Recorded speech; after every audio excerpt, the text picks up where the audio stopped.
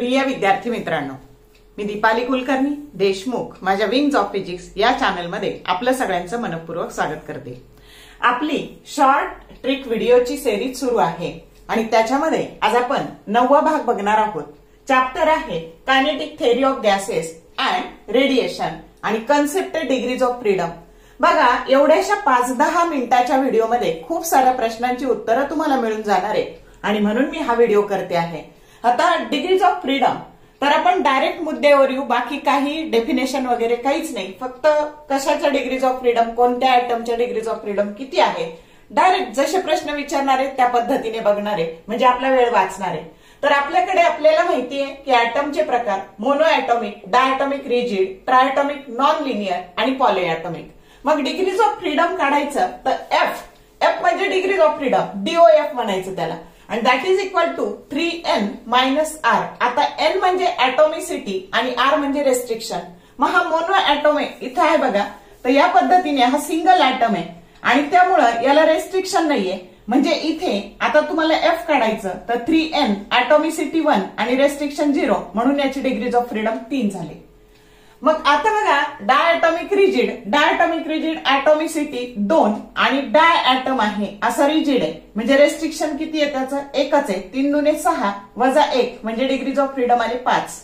आता try atomic non linear असा non linear आहे ट्रायटॉमिक, म्हणजे रेस्ट्रिक्शन किती आहे 3, ट्रायटॉमिक म्हणजे 3, 3 3 9 आणि रेस्ट्रिक्शन 3 म्हणजे याचं डिग्रीज ऑफ फ्रीडम आले 6।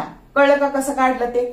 तर सरळ लक्षात ठेवायचं, 3 5 6 मोनो ऍटॉमिकचे 3, डायटॉमिक रिजिडचे 5, ट्रायटॉमिक नॉन लिनियरचे 3, या पद्धतीने आपण त्याचे डिग्रीज ऑफ फ्रीडम काढलं।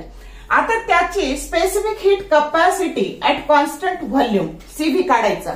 आता त्याचा फॉर्म्युला असतो F/2 इंटू R, F म्हणजे डिग्रीज ऑफ फ्रीडम, मग 3/2 R आणि लक्षात ठेवायचं 1.5, अलग लक्षात, आकडा लक्षात ठेवायचा सरळ। आता इथं specific heat capacity at constant pressure म्हणजेच काय झालं, F+2/2।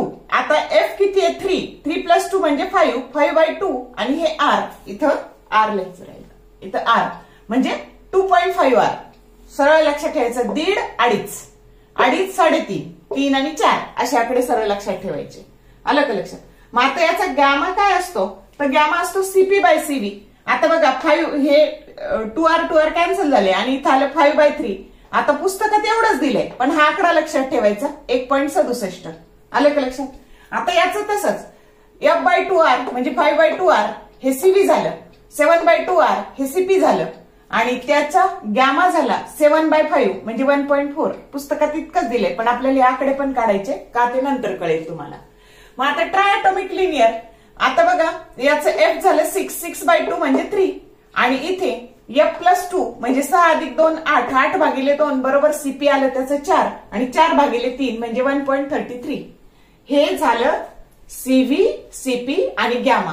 आता तुम्हाला असं देतात बघा की CV 3.2 R आहे आणि CP 5/2 R आहे, तर ऍटम कसा आहे असं देतात। मग ऍटम कसा येईल हे जर दिलं तर ऍटम कसा येईल, मोनो ऍटॉमिक, अलग लक्षात। नंतर असं दिलं की त्याचा CP 5/2 R आहे आणि CV आणि CP 7/2 R आहे, ऍटम कसा आहे, तर ऍटम डायटॉमिक रिजिड आहे असं पण ओळखायला येतं। हे सगळे PYQ आहेत, समजलं का? तर या पद्धतीने आता पुढे काय प्रश्न येतो बघा, तर तुम्हाला प्रश्न असा येतो की R/CV that is equal to 0.67, तर ऍटम कसा आहे। आता इथं दिसतंय तुम्हाला, त्याच्यात फक्त एक मिळवायचा आणि तो गॅमा तयार करायचा। ऍटम आहे मोनो ऍटॉमिक, मी इथे एक सोडून दाखवते बघा तुम्हाला की R/CV बरोबर 0.67 दिलेलं आहे। मेयर्स रिलेशन काय आहे, CP - CV बरोबर R। मग आता प्रत्येक टर्मला, ह्या इक्वेशनच्या प्रत्येक टर्मला CV ने डिवाइड केलं, मग CP/CV -1 that is equal to R/CV, याची किंमत गॅमा आहे। CP/CV बरोबर काय असतं, गॅमा, आणि अजून एक त्याचा फॉर्म्युला असतो F+2/F, हा पण फॉर्म्युला आहे त्याचा। मग इथं आपण हे CP/CV टाकलं गॅमा, हे 1 तिकडे ट्रान्सफर केले आणि R/CV ची किंमत 0.67 + 1 1.67 म्हणजे ज्याचा R/CV 0.67 आहे त्याचा गॅमा आपोआप काय येतो 1.67 येतो. आणि ऍटम कसा आहे मोनो ऍटॉमिक. नीटला 4 मार्काला आलेला प्रश्न आहे बघा हा PYQ आहे. मग आता ज्याचा R/CV 0.4 आहे डायरेक्ट लक्षात ठेवायचं तो काय आहे डायटॉमिक रिजिड आहे. हा CETला आलेला आहे.